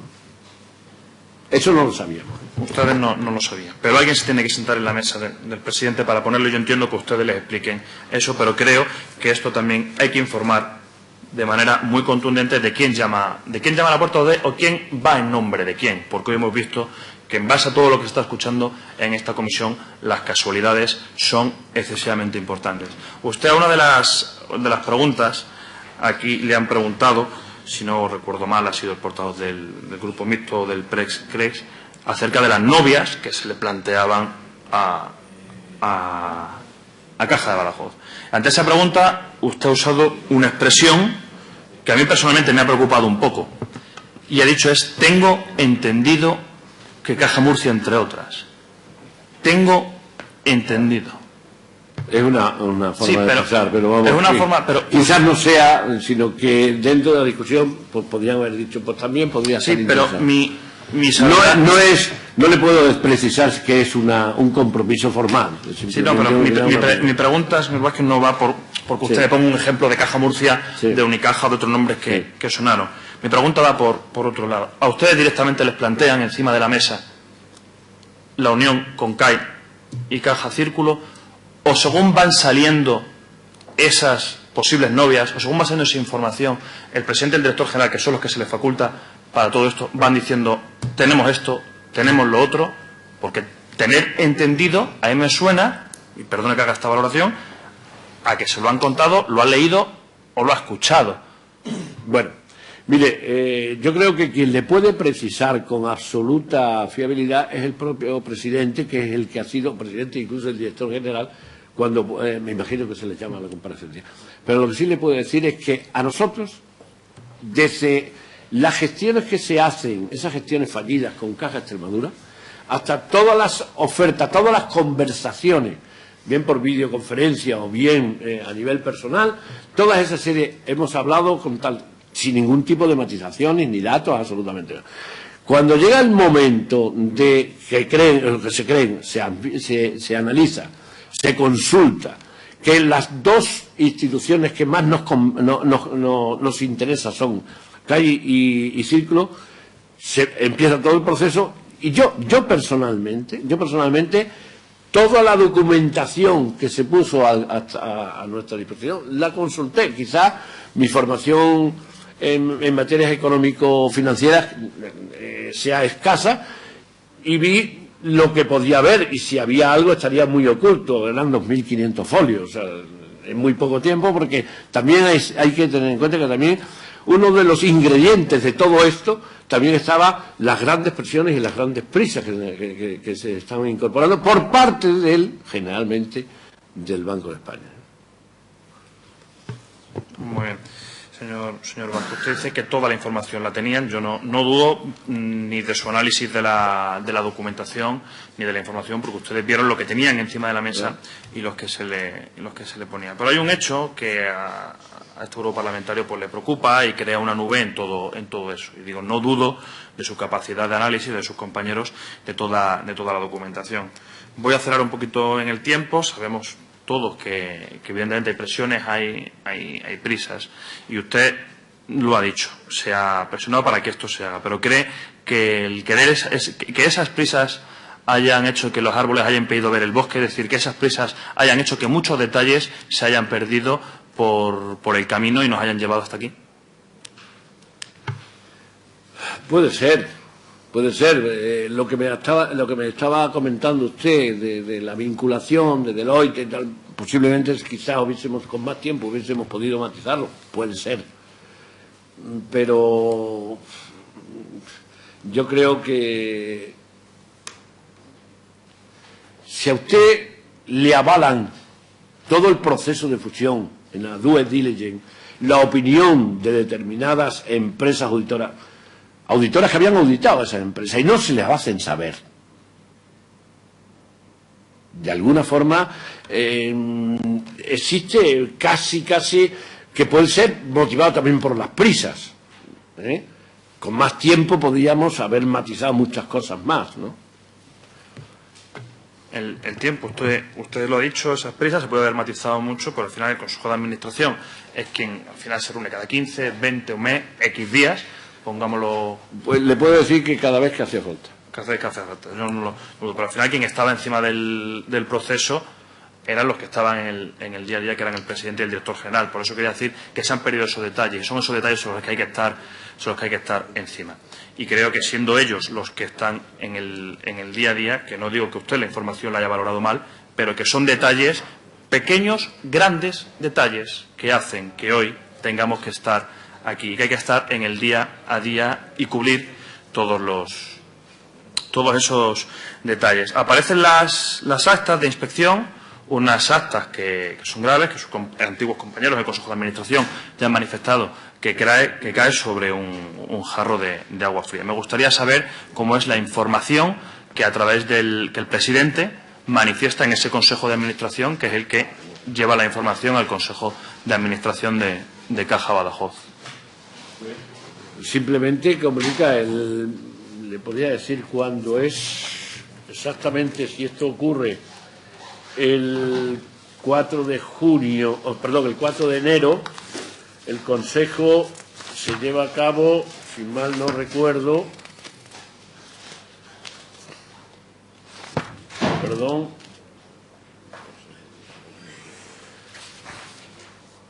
el 28 de enero. Es decir, de una inmediatez.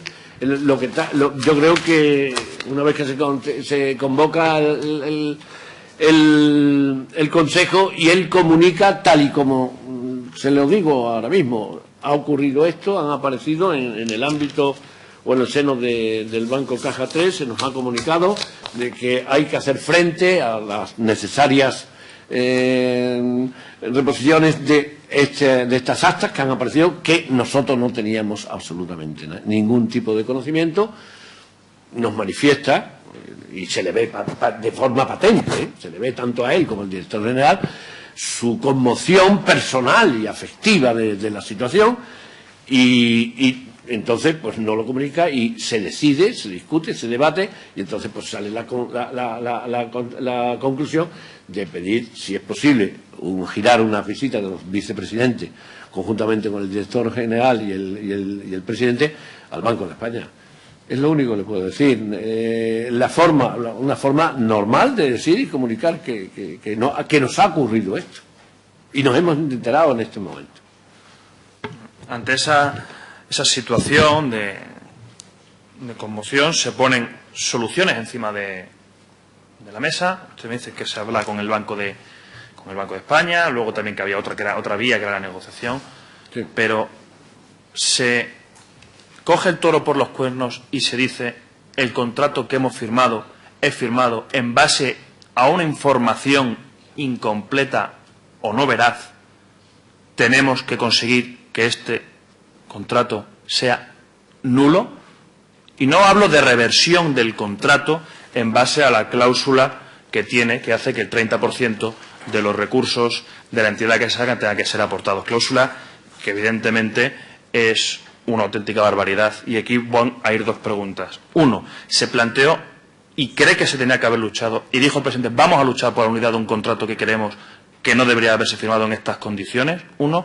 Y dos, ya que menciono esta cláusula, ¿saben ustedes quiénes redactaron el contrato? Porque nos encontramos con una cláusula de reversión que hace prácticamente imposible la reversión del mismo ante situaciones como la que estamos viviendo, pero son cláusulas que en otros SIP, como el que iba a entrar Caja de Extremadura con Caja de Ahorros del Mediterráneo, sí permitieron que Caja de Ahorro del Mediterráneo, al encontrar unos balances, unos activos y una situación que perjudicaba gravemente a la entidad extremeña, se dio para atrás. Una se pudo dar y la otra no.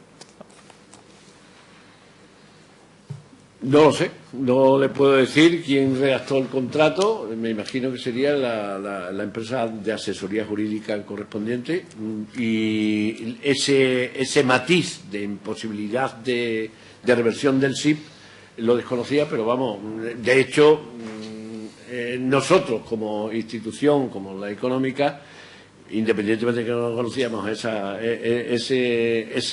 aspecto, por lo menos yo personalmente, siempre aportábamos o apoyábamos la idea de poder salir de allí, ¿no? Pero de todas formas, creo que de forma solidaria, de forma responsable, debíamos aceptar la voluntad del propio Consejo General. Sí, pero mi pregunta es, dijo el presidente: vamos a luchar por la unidad de este contrato. O sea, a todo visto, yo sin ser jurista, no le puedo contestar a esa pregunta, porque no la recuerdo. No la recuerdo. El presidente puso encima de la mesa la opción de luchar por ello. Usted me habla y me lo ha dicho, que tenían toda la información, pero hay un hecho que para mí que es de suma gravedad, y le voy a explicar. Uno de sus compañeros, don Antonio García Salas, en la anterior comisión de comparecencia, dijo que había decisiones que igual el Consejo de Administración no podía tomar, sino que tenía que ser la Asamblea General. Decisiones de un calado, como la de integrarse o no integrarse, volver para atrás, volver para adelante. Decisiones de un calado que necesitan de una información. ¿Usted sabe cómo se informó a los consejeros generales de la Asamblea de la aparición de estas actas? Sí, se le informa un informe que hace concretamente la económica en nombre de don Antonio García Salas.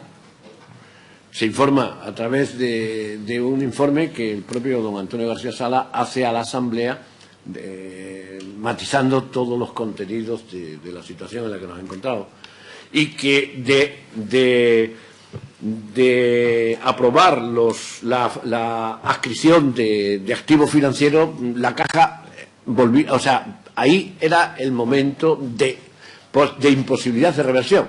La Caja dejaba de existir como institución financiera, porque todo el funcionamiento del negocio el negocio financiero pasaría al grupo Caja 3 y se vaciaba de contenido de actuación la propia Caja, transfiriendo incluso sus activos a la institución. Pues eso que usted me dice, señor Vázquez, con información que conozco, se produce en la Asamblea General del mes de noviembre del año 2011. Usted me dice que el señor presidente informa al Consejo de Administración de la existencia de esas actas en el mes de enero, 28 de enero del año 2011. El 29 de abril del año 2011 hay una Asamblea General de Caja de Ahorros de Badajoz donde no se mentan esas actas, donde ni el presidente ni el director general en sus informes dan esa información a los consejeros generales. Y lo digo en base a las actas que hemos podido estar viendo. Información que yo creo que es de suma gravedad y que el presidente y el director general tienen que informar al máximo órgano de gobernanza, que es la Asamblea General, que tiene Caja de Badajoz. Y posteriormente, la asamblea siguiente, que es la que acabo de mencionar, la del mes de noviembre, es en un turno de ruegos y preguntas o matizaciones a los informes del presidente y del director general, donde la económica, en este caso, sí que hace mención a esas actas. Pero nunca, por parte del presidente ni del director general. Yo creo que es información suficientemente relevante para que la Asamblea tenga una información fluida y constante, porque hemos visto que afecta muy mucho al devenir de Caja de Badajoz. ¿Por qué cree que ni el presidente ni el director general informan a la Asamblea General de la existencia de esas actas según, de manera oficial, según como recogen las actas de las Asambleas Generales? La razón no la sé. Podría imaginar que... ¿Usted cree que se debería de haber informado en esas asambleas? No lo sé. No lo tengo madurado el tema, no por eludirla, no lo sé. Yo creo que en esos meses lo que se está tratando es de negociar a ser posible el incremento de participación en el negocio, en el contrato, adquiriendo mayores cuotas de participación y de porcentaje.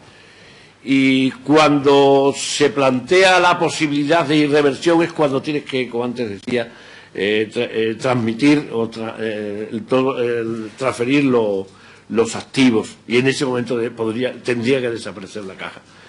Y es el momento en el que aparece la intervención por parte de Antonio García Sala, que responde por parte de la Caja al vicepresidente don Alberto Astorga, y comunica la posición totalmente contraria, ¿no? En ese momento, ¿no?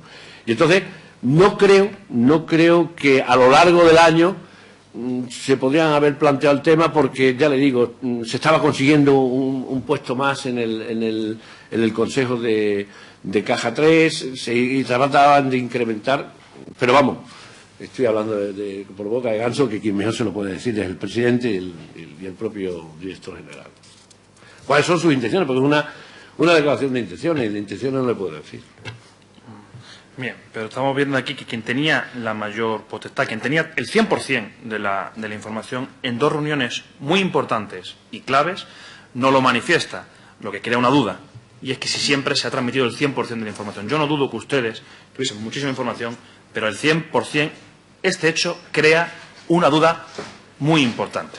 Porque si el mayor órgano no la tiene, es difícil de comprender, por lo menos a mi juicio, es difícil de comprender que el mayor órgano de gobernanza, en dos asambleas generales claves muy importantes, no se tenga esa información. Se podría estar negociando eso, pero yo creo que esas negociaciones no exoneran a nadie de dar una información, que como ya le dije a su compañero don Antonio García Salas, no es necesario hacerlo a bombo y platillo con medios de comunicación, pero el máximo órgano de gobernanza tiene que tener una información de la cual no se dispuso, lo que crea la duda que le he dicho. Usted, como usted ha dicho, no, como todos conocemos, Caja Badajoz ha tenido esos incrementos de participación. ¿Usted cree que son suficientes? No. No son suficientes. No. Yo creo que en estricta puridad el deterioro que ha tenido Caja Badajoz no se compensa con ese incremento, que es bueno, es importante, es muy importante y muy difícil, ¿eh? Le puedo asegurar que es muy difícil, porque entiendo cómo se puede llegar a... Pero creo que, por lo menos nosotros, a la institución que represento, creemos que es corto porque el deterioro, y me imagino que usted está muy informado. Por ejemplo, en el momento en que hay que hacer las transferencias a la Sareb, por ejemplo, del Banco Malo, de todos aquellos fondos, que eran 1000 y pico de millones, le correspondían alícuotamente a Caja Badajoz 60 y tantos, una cosa así, de cuestiones de poca monta. Claro, la comparación no es ese porcentaje. Yo creo que hubiese sido... Yo creo que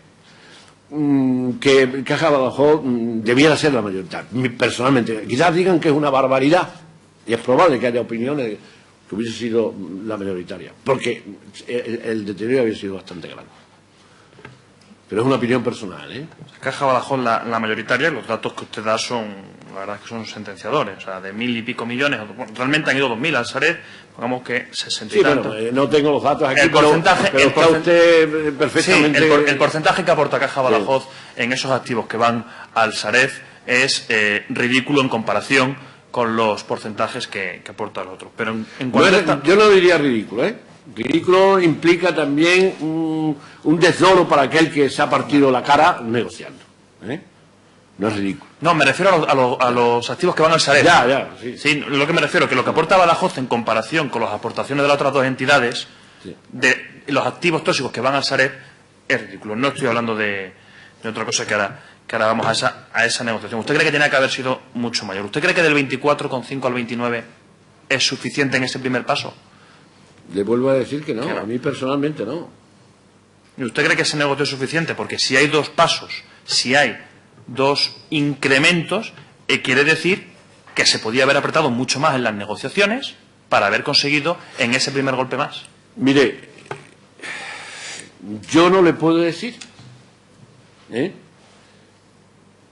pero le puedo asegurar y atestiguar que la reacción de mi compañero, que estaba sentado a mi derecha en el Consejo, que en aquel momento era vicepresidente, que era don Alberto Astorga, de conmoción de que se había visto él, como negociador en aquel momento, fue durísima.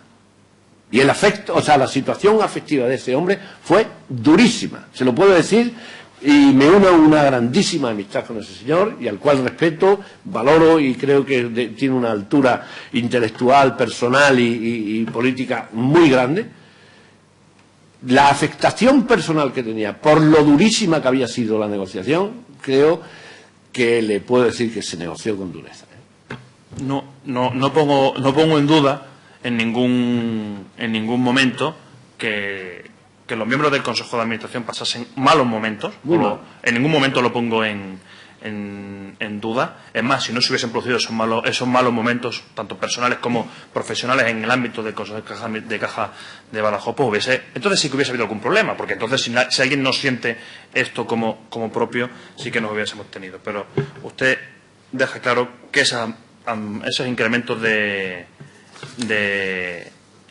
participación son insuficientes y que había que haberlos tenido. Yo creo que sinceramente que lo compartimos, porque además creemos que si ha habido dos golpes de incremento de participación es porque se reconoce que a Caja Badajoz se le ha hecho algo mal, pero también creemos que en ese momento se podía haber conseguido un mayor incremento de participación, o incluso haber explorado otras vías, como ya le he manifestado, de poner un contrato íntegro, y no le hablo solo de la reversión, marcha atrás.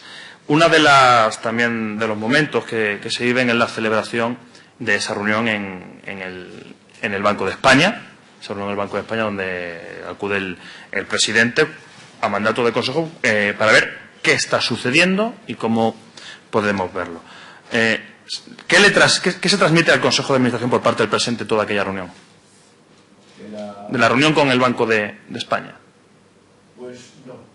Nos manifiestan la imposibilidad de reversión, de la dureza o de la acritud que el supervisor manifiesta ante la opinión la solicitud de explicaciones de cómo se ha ocultado semejantes datos, y que el Consejo de Administración contempla la posibilidad de reversión del tema. Y entonces él nos manifiesta de que la respuesta es tremendamente dura, tremendamente amenazante, ¿no? Diciendo de que esto es irreversible y esto está establecido, esto es así. Y aquella institución que salga, pues podrá ser sancionada, ¿no? Eso se lo puedo asegurar. Pese a que se hubiese declarado nulo ese contrato. Le vuelvo a repetir, yo eso no... para nosotros lo de la institución económica nos hubiese venido fenomenal, en el sentido que era la opinión que quisiéramos que se anulase, que se volviese al comienzo. Pero las amenazas... Mire usted, nosotros tuvimos una entrevista, asistió como asesor jurídico, un gabinete de abogados, al que yo le pregunté personalmente, mire usted, llevo casi 40 años de funcionario público y me extraña muchísimo que a un funcionario, por muy del Banco de España, no se le puedan pedir responsabilidades ante esta situación. Responsabilidades de todo tipo. La contestación de ese asesor, dije, sí, es probable, pero el Banco de España es muy especial. Y creo que sería muchísimo más conveniente que tratasen de buscar, negociar nuevas cuotas de participación antes de pleitear contra el Banco de España. Porque difícilmente se pueden encontrar pruebas. Le estoy diciendo con la mayor sinceridad y no sé si estoy faltando al secreto de consejo, ¿no? Pero eso es así. Se nos aconsejaba y se nos asesoró de esa forma. Que es probable que a lo mejor nos podríamos haber saltado a la torera y decir, bueno, pues vamos contra viento y marea y vamos al pleito. Sí, una pregunta, no sé si recordará usted el dato. Cuando se barajan todas las opciones y se pone encima de la mesa cada una de ellas, ¿recuerda usted si se puso, si lo recuerda me lo dice o no, y si no lo recuerda pues evidentemente pues no, económicamente cuánto podría suponer a Caja de Badajoz? No lo recuerda no usted el dato, ¿no? No le puedo decir. No, tenemos el 30% que dice el contrato, pero claro, o sea, si ustedes lo supiesen. Claro, tenemos en cuenta que en los años transcurridos, y esto evidentemente se llama echar la quiniela el lunes, pero hemos visto como desde el año 2009 hasta finales del año 2012, Caja de Badajoz, le hablo de recursos propios, teniendo en cuenta los aumentos de participación, teniendo en cuenta que un inicio es como entidad propia y posteriormente con la participación que va adquiriendo en Caja 3, sus recursos propios del año 2009 al año 2012, su evolución desciende al 90%, una reducción del 90%. O sea, evidentemente ese escenario viene porque hay que dotar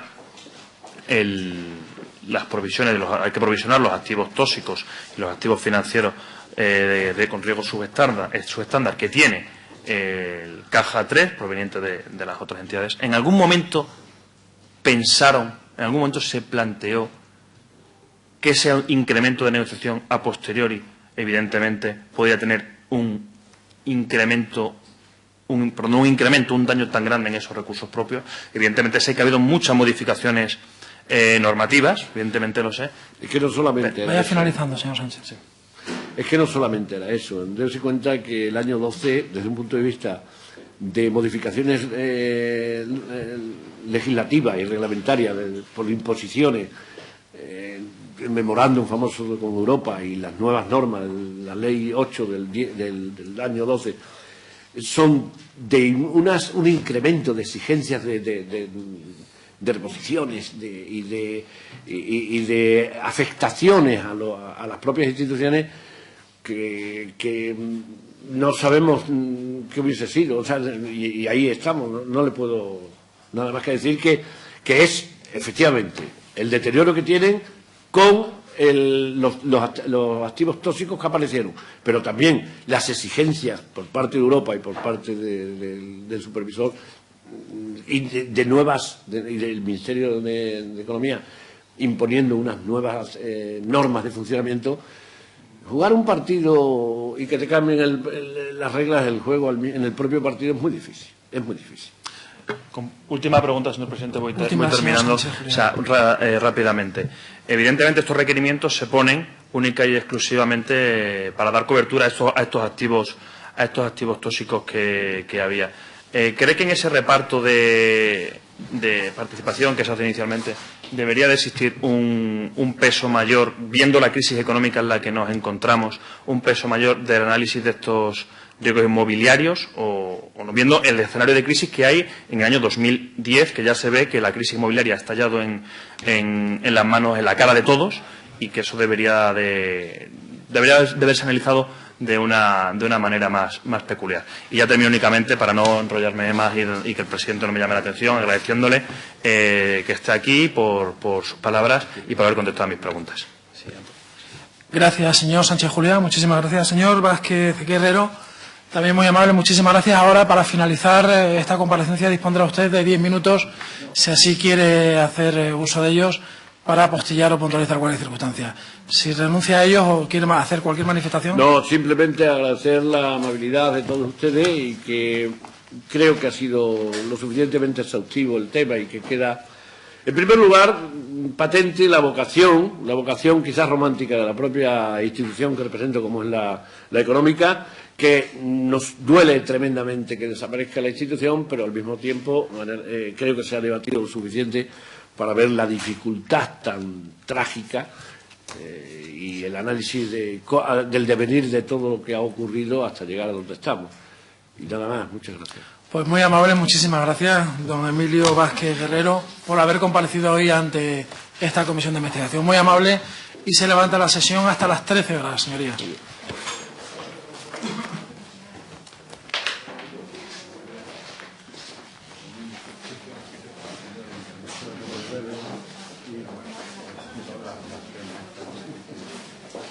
No.